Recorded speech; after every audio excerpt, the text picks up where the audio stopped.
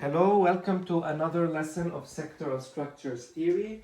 We saw earlier how to express sectoral structures in polynomial form, and now we will see the reason for doing this. It helps us to do many of the operations that we will introduce going forward, so it helps us to do that. Beginning with the scalar product. So the scalar product is basically multiplying a sectoral structure by a scalar value. Um, for example, if we say an is equal to 3 to 1 subscript 6, that gives us a sectoral structure of degree 6. 2an is simply multiplying everything by 2, so that would be 6 4 2 subscript 12. So notice it gives us the same order of 3, but it gives us a degree of 2 times 6, which is 12. So scalar product of a sectoral structure always gives us another isomorphic sectoral structure. So basically, we have the same boundary for the sectoral structure, but we just increase the number of sectors within each part.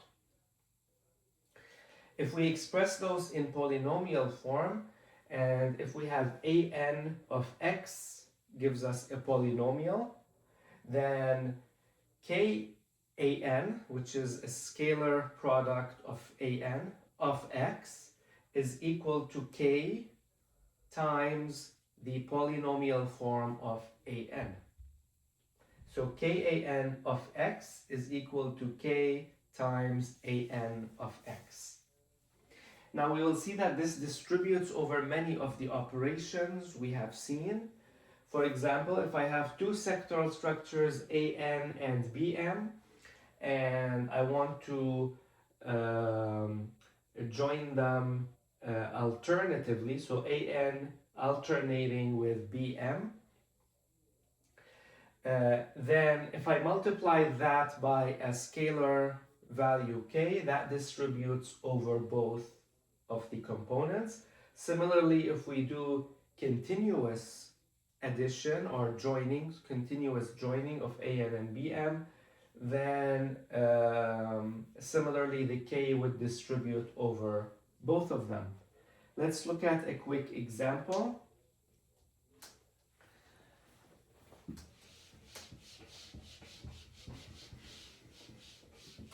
And remember, when we are doing this type of operation, we're not simply gluing two sectoral structures to each other. We're also shrinking it back to have a curve length of 2 pi. We can do the gluing procedure only, but that's a different operation that we will look at in future chapters. So let's say we have an is equal to 3 2 subscript 5, and let's say we have bm is equal to 3 1 subscript 4. Then we know that an alternating with bm, let's put it down actually. So an alternating with bm gives us, and these are bound, so the order is important, meaning we can't reverse the sectoral structure and get the same result. So an alternating with bm gives us 3 2, and then alternating means we are gonna put we're just gonna add these here. And we call it alternating because we're going to be inserting a beta joint. So these two sectors are alternating, not continuous. And then we simply shrink it. So we say 3 2, that's 5, plus 4 is 9. So the result is 3 2 3 1. So we simply added them to each other. And a reminder, if we did continuous joining of these, it would be an continuous with bm gives us 3, 2, and then here, instead of simply alternating with these, we say 3 continuous, or 2 continuous with 3, comma, 1. And we did this because we joined the last sector here with the first sector here through a continuous alpha joint. And that's why we call it continuous with. So this equals to 3, 5, 1, subscript 9. So notice we got the same order, whether we did alternating or continuous addition, or joining, I should stop saying addition, joining. And the reason I don't want to say addition is because we're going to have so many other things called addition. So we join them. However, notice the order is here 4, while here it's only 3. Because here we added an extra beta joint, but here we only added an extra alpha joint.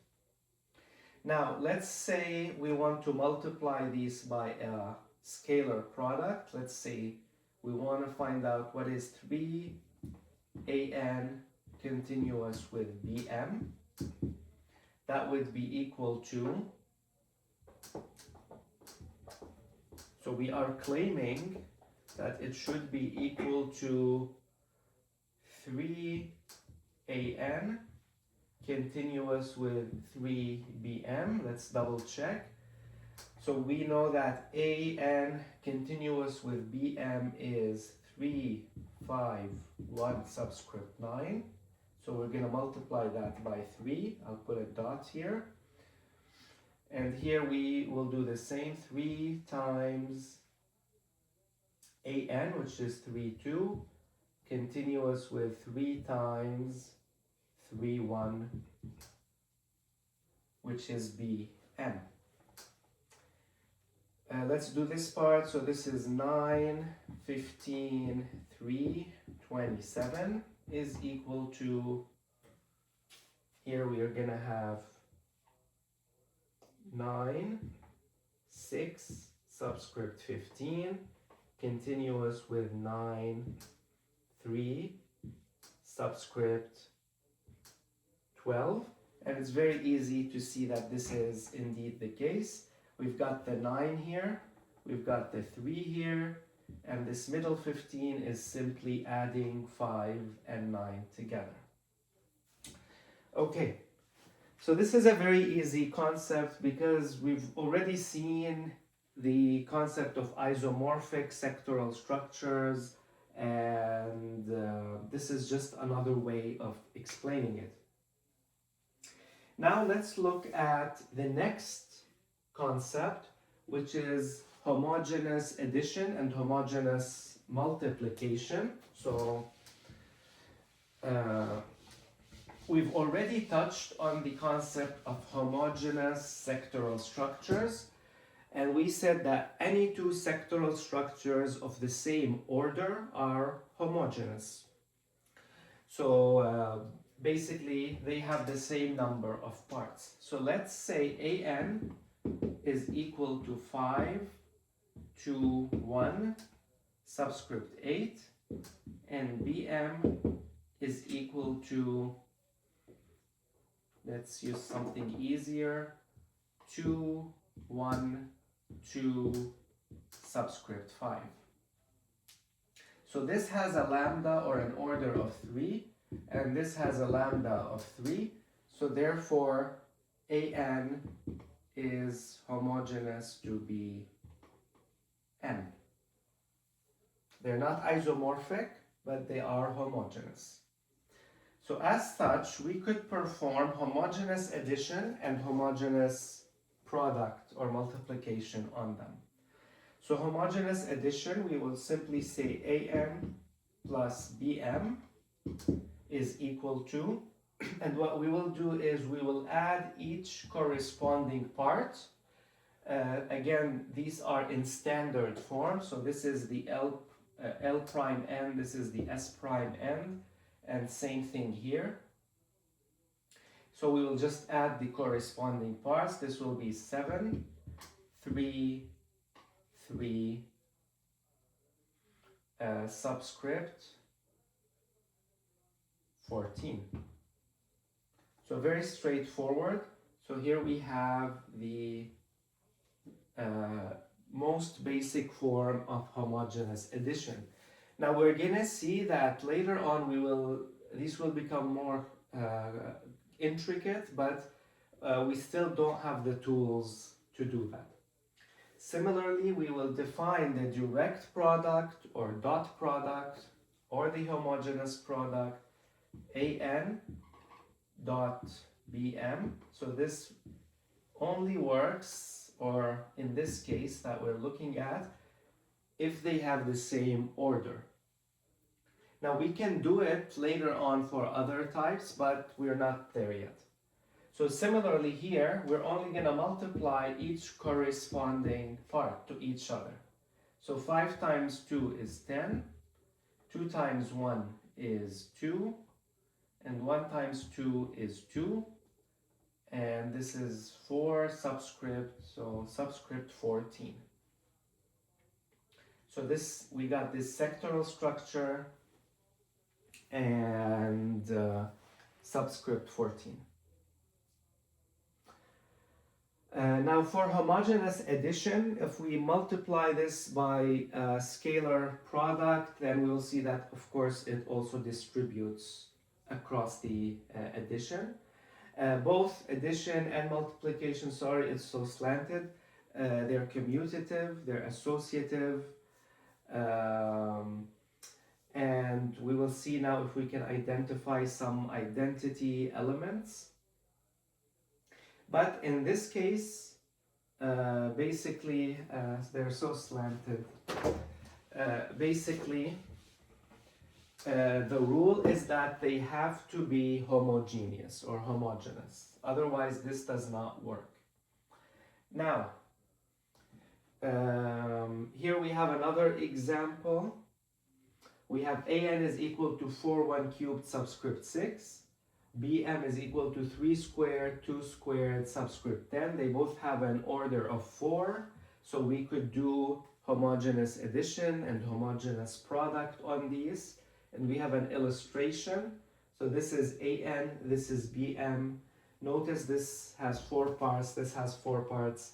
So both the homogeneous sum and the homogeneous product must have 4 parts. We have an plus bm gives us this sectoral structure here, and an dot bm gives us this sectoral structure here. So there are a few points that we want to talk about before we continue to the other type of addition and multiplication. So first, let's look at the product. So an times or dot bm. If these are homogeneous, then we need we need to identify an identity element. So an times bm equals an. And this works out only when all the parts of bm are 1. So in other words, this must be a xi structure. So we will say xi m, or let's say xi m to keep the degrees different. So if an and xi m have the same order, then an times xi m is equal to an. So this is really the identity element for the product. Now, if we're looking at homogeneous addition, then it's really not possible for us to say an plus bm equals an. And we will see shortly why that is. Because if we have the weights here are a certain sequence of numbers, and here they need to be the same sequence, then the only thing we could add to them is 0.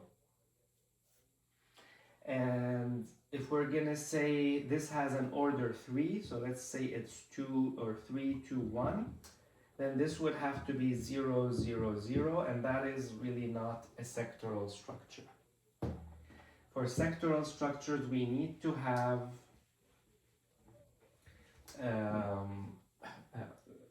we can have either a single 0 or all the parts have to be natural numbers greater than 0.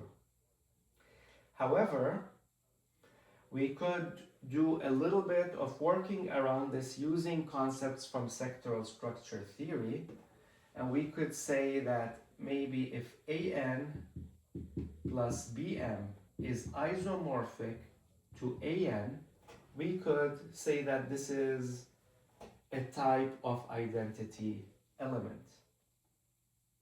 So basically, I would need to find values of bm to add to an and still keep it isomorphic to an. What does it mean to be isomorphic? Now we can say it simply means multiplying it by a product or by scalar, an. So therefore bm would have to be equal to, or let's say isomorphic to, kan minus an. Or isomorphic to k minus 1 times an. So k minus 1 is also a natural number. So therefore, bm is really isomorphic to an. So if we want to keep this rule correct, then we simply need to add a bm that is isomorphic to an. And that way we could maintain this isomorphism. However, a direct equality, we can't do that. We're going to revisit these later on once we have some more concepts under our belt as well. So now let's go back to the polynomial forms. And here we will introduce two additional operations. We will say first polynomial addition. So if we have an and bm, then the polynomial addition of these, we could say plus here, and maybe we could put a p here to indicate polynomial addition, but it's really not necessary. So we will say an plus bm in this case is equal to the following, Cp. So it's equal to another sectoral structure, Cp. So for polynomial addition, we don't have a condition that the two structures need to be homogeneous, and therefore these three do not need to be homogeneous. So what do? We express an as a polynomial, so an of x, and we express bm as a polynomial, bm of x, and this gives us the polynomial Cp of x, and then we convert Cp of x to a sectoral structure Cp. Again, this is a bound operation, not a free operation, so we really need to make sure we're using the standard form, not the reverse. Let's do an example. Let's say we have an is equal to 3, 1, 4, or 3, 1 subscript 4, and bm is equal to 2, 2, 1, subscript 5. So this has an order of 3, this has an order of 2. So we can't do homogeneous or direct addition. So what do? We turn them into polynomials. We say an of x is equal to 3x plus 1. Bm of x is equal to 2x squared plus 2x plus 1. We add the two polynomials together and we get Cp of x is equal to 2x squared plus 5x plus 2.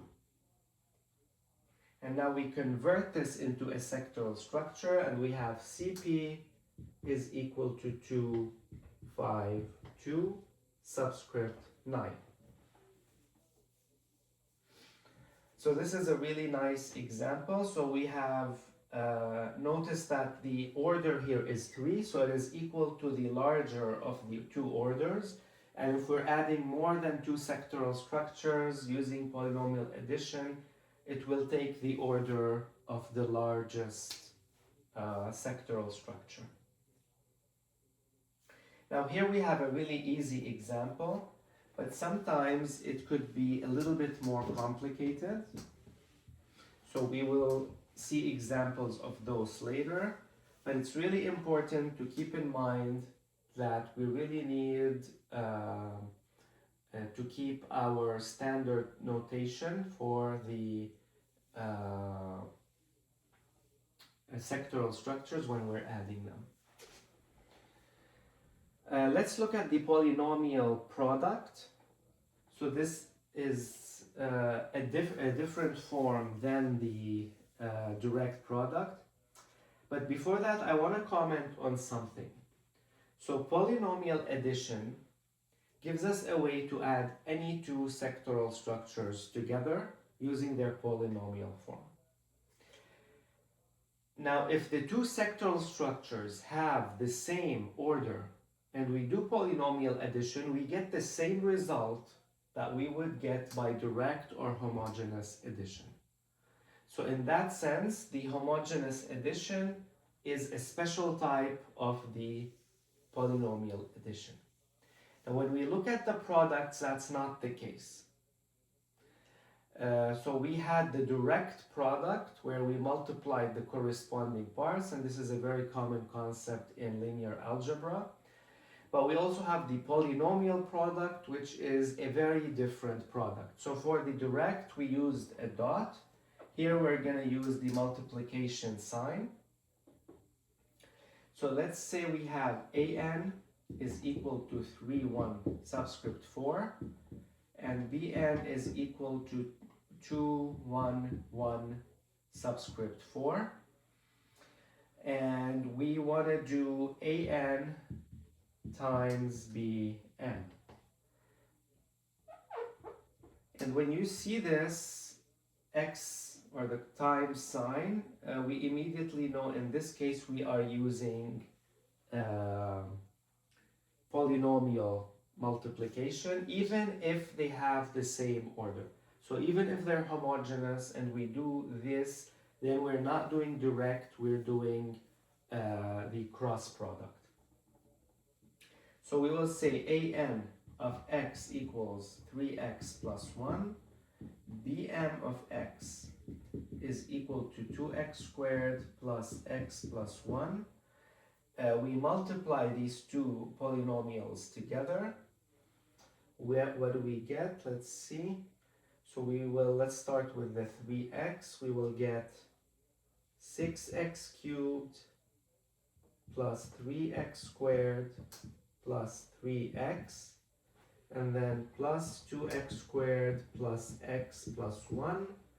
So this equals 6x cubed plus 5x squared plus 4x plus 1. We turn this into a sectoral structure, and we will say that Cp is equal to 6, 5, 4, 1 subscript 16. Okay. So we started off with degree 2 and a degree 3 structures, and we ended up with a degree 4 structure. And then the order, not degree. So order 2 and 3, and we ended up with an order of 4. The degree here was 4 and 4, and we got 16 for the degree. So let's do an example just to see the difference between direct product and cross product. So we will say an is equal to 1, 1 subscript 2. bm is equal to 3, 1 subscript 4. an dot bm, so that's the homogeneous product. We multiply simply each corresponding element, and we get 3, 1 subscript 4. So because we multiplied it by an identity element. Now if we want to do the cross product, we will say an of x is equal to x plus 1, bm of x is equal to 3x plus 1, multiply them together, an times bm of x will give us 3x squared plus x plus 1, so that's 3x squared plus 2x plus 1, which corresponds to the sectoral structure 3, 2, 1 subscript 6.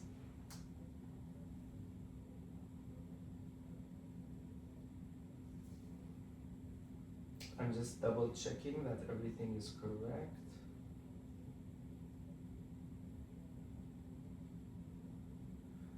Okay, so I think here's a mistake. So this is 3x squared plus x, and this is 3x plus 1. So that's the error. So x plus 3x is 4x plus 1. So this is 3, 4, 1 subscript 8. So we notice a clear pattern that when we do the cross product, that the degree of the result is the product of the degrees of the two sectoral structures. So that's for the cross product. So if we have, not the order, we're talking about degree. The order will be more than the original sectoral structures, but if we have let's write this down. So if we have the degree of an is equal to n, and the degree of bm is equal to m, then the degree of an cross bm is equal to n times m. And we can see also that we get different results when we do the cross product versus the dot product. So I will stop here. This is an introduction. We'll do some more applications of this, but we're not going to do a lot more algebra until we build a few more concepts. Thank you.